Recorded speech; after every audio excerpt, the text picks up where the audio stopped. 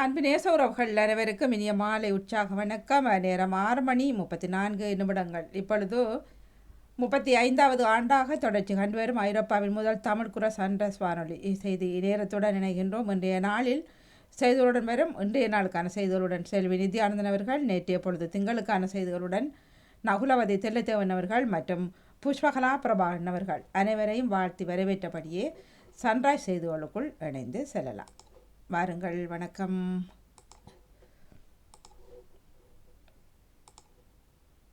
உற்சாகமான இரவு வணக்கம். சன்ரைஸ் செய்திக்காக இணையவள செய்தி தொகுப்புடன் நெதர்லாந்தில் இருந்து அவர்களை அன்போடு வரவழைத்துக் கொள்கின்றோம். வணக்கம். இன்றைய தினம் இலங்கையின் 77வது சுதந்திர தினத்தை முன்னிட்டு 1ஆம் தேதி முதல் 7ஆம் தேதி வரை அரசு நிறுவனங்களில் தேசிய கொடி ஏற்றவும் கட்டிடங்களை மின்விளக்குகளால் அலங்கரிக்கவும் அரசாங்கம் தீர்மானித்திருந்தது.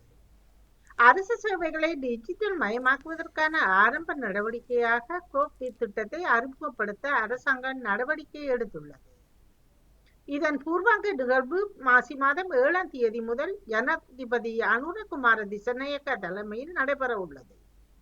பாதுகாப்பான மற்றும் வினைத்திறனான டிஜிட்டல் முறை மூலம் தடையின்றி கொடுக்கல் வாங்கல் செய்யக்கூடியவாறு இத்திட்டத்தினூடாக அரசு நிறுவனங்களினூடான கொடுக்கல் வாங்கல்களை சீரமைத்து நவீனமயப்படுத்த எதிர்பார்க்கப்படுவதாக ஜனாதிபதி ஊடக பிரிவு தெரிவித்துள்ளது. இலங்கையில் இளைஞர்களிடையே HIV மற்றும் பாலியல் நோய்கள் அதிகரித்து வருவதாக சமூக மருத்துவ நிபுணர்கள் சங்கம் தெரிவித்துள்ளது. சமூக ஊடகங்களின் பயன்பாடு இதற்கு ஒரு முக்கிய காரணமாக அமைந்துள்ளதாக சங்கத்தின் வைத்திய நிபுணர் பிந்தியா குமார பெல்லி சுட்டிக்காட்டியுள்ளார். இலங்கையில் முச்சக்கர வண்டிகள் மற்றும் மோட்டார் சைக்கிள்களின் விலைகள் அதிகரிக்கும் என்று தெரிவிக்கப்படுகிறது. யமுனை தண்ணீரை கெஜ்ரிவால் குடிக்க வேண்டும், பின்னர் அவரை மருத்துவமனையில் வந்து பார்க்கிறேன் என காங்கிரஸ் மந்திரியும் எதிர்க்கட்சி தலைவருமான ராகுல் கடுமையாக விமர்சனம் செய்துள்ளார். இந்திய பொருளாதாரம் குறித்து பேச காங்கிரஸ் மந்திரி ராகுல் தகுதி இல்லை என மத்திய நிதியமைச்சர் நிர்மலா சீதாராமன் தெரிவித்துள்ளார். அமெரிக்காவில் சட்டவிரோதமாக தங்கியுள்ள இந்தியர்களை நாடு கடத்தும் பணியை அமெரிக்கா தொடங்கியுள்ளது. கனடாவின் டொரண்டோ பகுதியில் வீடற்றவர்களின் மரணங்களின் அதிகரிப்பு பதிவாகியுள்ளது. கடந்த 2024ஆம் ஆண்டு முதல் 6 மாத காலப்பகுதியில் வீடற்றவர்களின் மரணங்களின் எண்ணிக்கை அதிகரித்திருந்தது என தெரிவிக்கப்படுகிறது. வாரம் ஒன்றுக்கு சுமார் 5 மாணவர்கள் பதிவாகி இருந்ததாக தெரிவிக்கப்படுகிறது.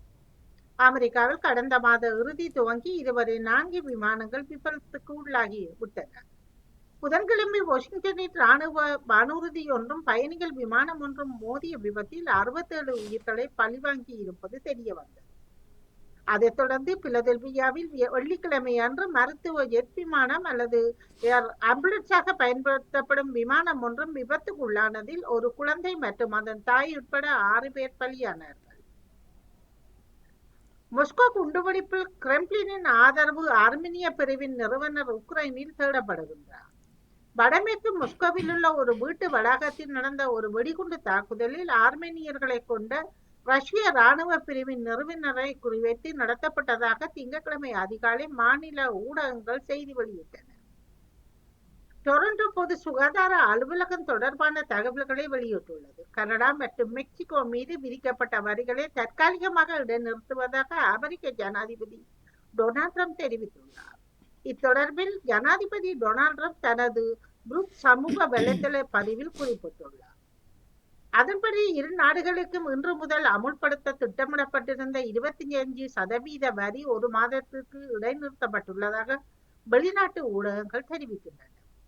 அமெரிக்க ஜனாதிபதி டொனால்ட் ட்ரம்பின் அதிரடி நடவடிக்கைகளை தொடர்ந்து ஆசிய பங்கு சந்தைகள் வீழ்ச்சியடைய உள்ளதாக தகவல்கள் வெளியாகி இருக்கின்றன.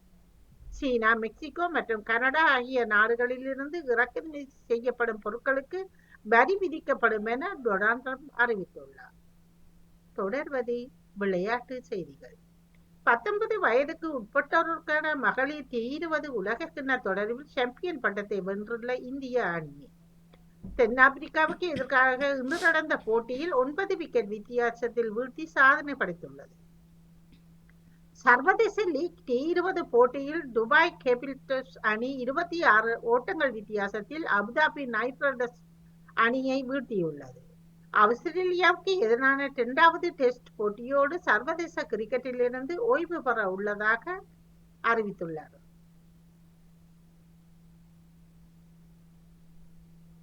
இத்துடன் செய்திகள் நிறைவடைகின்றன.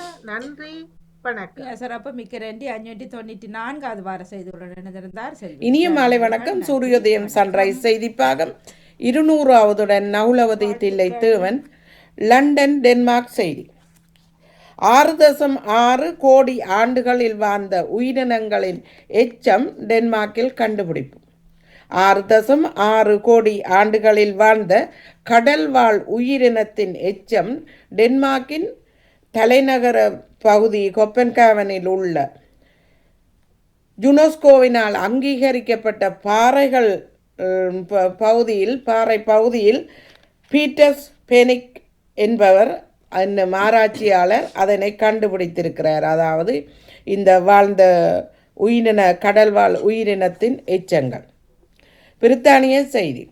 பிரித்தானியாவில் ஜெனட்டிக் கண்காணிப்பு அமைப்பு அறிமுகம். அதாவது எதிர்கால தொற்று நோய்களை எச்சரிக்கும் கண்காணிப்பு முறை. முதலிலேயே நோய்களை கண்டுபிடித்து அதற்குரிய நோய் தடுப்பினை செய்ய முடியும் என்றும் இதனால் புதிய நோய்களை தடுக்கப்படலாம் என்று பிரித்தானிய அரசாங்கம் தெரிவித்திருக்கிறது. இந்த ஜெனட்டிக் முறையினால் எஜஸ் பகுதியில் 4 பல்கலைக்கழக மாணவர்கள் பலி. அதிகாலை வாகனத்தில் இருந்த 4 மாணவர்களுடன் அதிவேகமாக இந்த வாகனம் செல்லும் போது சுவரொன்றுடன் மோதி 4 மாணவர்களும் அதே இடத்தில் பலியாயிருப்பதாக காவல்துறையினர் எஜஸ் பகுதி காவல்துறையினர் தெரிவித்திருக்கிறார்கள். லண்டனில் மிகப்பெரிய சீன சந்திர புத்தாண்டு கொண்டாட்டம். பாம்பு ஆண்டை வரவேற்கும் வகையில் லண்டன் மத்திய பகுதியில் புத்தாண்டு அணிவகுப்பில் மக்கள் திரண்டனர். நடன கலைஞர்கள் அணிவகுப்பு ராக்கங்கள் நிகழ்வுகளுடன் சுமார் 5 லட்சம் மக்கள் இந்த புத்தாண்டு என பிபிசி நிருபர் தெரிவித்திருக்கிறார். லண்டன் தெருக்களில் வாழும் மக்கள் அதிகம். வீடற்றோர் தெருக்களில் வாழ்பவர்கள் சுமார் 26% அதிகரிப்பு என தெரிவித்திருக்கிறது. 4612 பேர் கடந்த 10ஆம் மாதத்தை 24ஆம் ஆண்டின் 10ஆம் மாதம் முதல் 12ஆம் மாதத்துக்கு இடையில் 4612 பேர் வீதியில் தூங்குகிறார்கள் என வீடற்றோர் அமைப்பு தெரிவித்திருக்கிறது. 71வது முறையாக லண்டனில் பொருள் கண்காட்சி. விளையாட்டு பொருட்களிலிருந்து 300 விளையாட்டு பொருட்களிலிருந்து 30 பொருட்கள் எடுக்கப்பட்டது தொடக்க விழாவின் போது கீரோசம் என்ற அங்கீகாரத்தை பெற்றிருக்கிறது. பிள்ளைகளையும் பெரியவர்களையும் இது கவரும் என செய்திகள் தெரிவிக்கின்றன. பிரித்தானியாவில் ஏஐ கருவிகளுக்கு தடை. குழந்தைகளை துஷ்பிரயோகப்படுத்தும் வகையான வேறு பல பாதுகாப்பு கருதி இந்த ஏஐ கருவிகளுக்கு அரசாங்கம் தடை விதித்துள்ளது. பிரித்தானிய அரசாங்கம் இந்த ஏஐ கருவி பாவித்தால் 3 முதல் 5 ஆண்டுகள் சிறை தண்டனை என்றும் பிரித்தானிய அரசு அறிவித்திருக்கிறது. பிரித்தானிய இளவரசர் எட்வர்ட் அவர்கள் இந்தியா சென்றிருக்கிறார். 3 நாள் பயணமாக இந்தியா சென்று அதன் முதல் பயணமாக பம்பை சென்றிருக்கிறார்.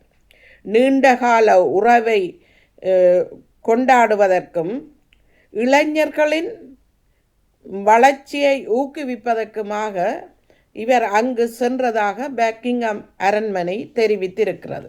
நன்றி. மீண்டும் ஒரு செய்திகளுடன் மறுவாரம் சந்திக்கும் வரை விடைபெறுபவர் நகுலவதி தில்லை தேவன். நன்றி. செய்தி வாரம் 200 இணைந்தது. நன்றி, வணக்கம். வாருங்கள் புஷ்பகலா பிரபாகரன். சன்ரைஸ் நேரத்திற்கான இலங்கை செய்திகள் வாசிப்பது புஷ்பகலா பிரபாகரன். சுதந்திர தினத்தை கொண்டாட தயாராகும் இலங்கை. இலங்கையின் 77வது சுதந்திர தினத்தின் விழா பிப்ரவரி 4 நாளை காலை சுதந்திர சதுக்கம் மற்றும் சுதந்திர பிரதேசத்தை மையமாக கொண்டு நடைபெற உள்ளன. இந்நிலையில் நாளை பாதுகாப்புக்காக 1000க்கும் மேற்பட்ட போலீஸ் அதிகாரிகள் ஈடுபடுத்தப்பட்டுள்ளதாக இன்று காலை நடைபெற்ற சிறப்பு ஊடகவியலாளர் சந்திப்பில் தேசிய போலீஸ் ஊடக பேச்சாளர் சிரேஷ்ட போலீஸ் அத்தியட்சர் புத்திக மனதுங்க தெரிவித்துள்ளார். இளைஞர் உயிரிழப்பு.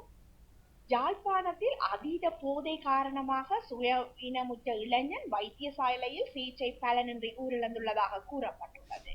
சம்பவத்தில் 29 வயதுடைய இளைஞனை உயிரிழந்துள்ளார். இளைஞனின் உடற்கூற்று பரிசோதனையில் அதீத போதை காரணமாகவே உயிரிழப்பு ஏற்பட்டுள்ளதாக கண்டறியப்பட்டுள்ளது. குறித்த இளைஞன் சிறு குற்றச் செயல்களில் ஈடுபட்ட குற்றச்சாட்டில் சிறையில் தடுத்து வைக்கப்பட்டிருந்த நிலையில் ஓரிரு நாட்களுக்கு முன்னரே விடுவிக்கப்பட்டதாகவும் தெரியவந்தது.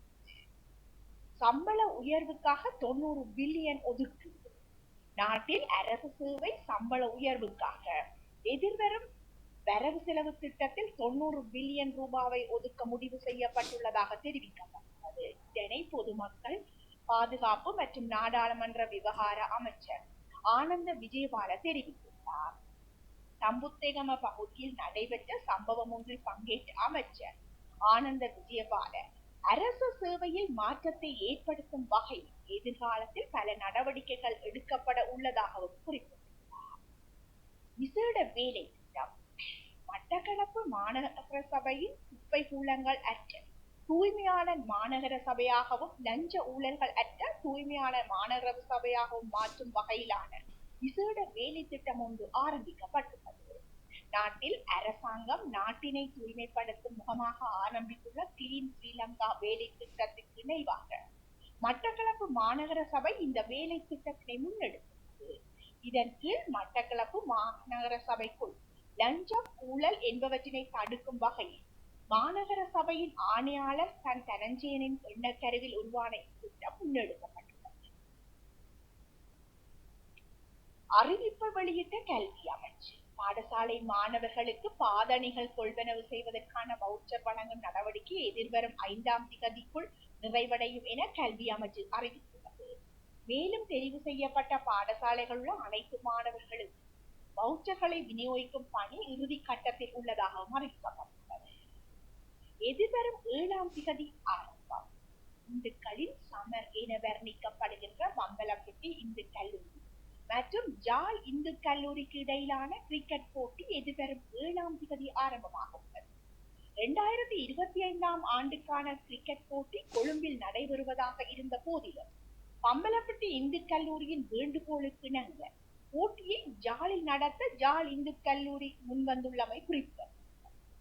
பம்பலப்பட்டி கல்லூரி அடுத்த வருடம் தனது அவள விழா கொண்டாட்டங்களை மிகவும் பிரமாண்டமான முறையில் ஆரம்பிக்க உள்ளதால் இந்துக்களின் சமரையும் அந்த கொண்டாட்டத்தின் ஒரு பகுதியாக நடத்த திட்டமிட்டுள்ளது. போட்டி தொடர்பான ஊடக சந்திப்பும் அண்மையில் இடம்பெற்றிருந்தவையும் குறிப்பிடத்தக்கது.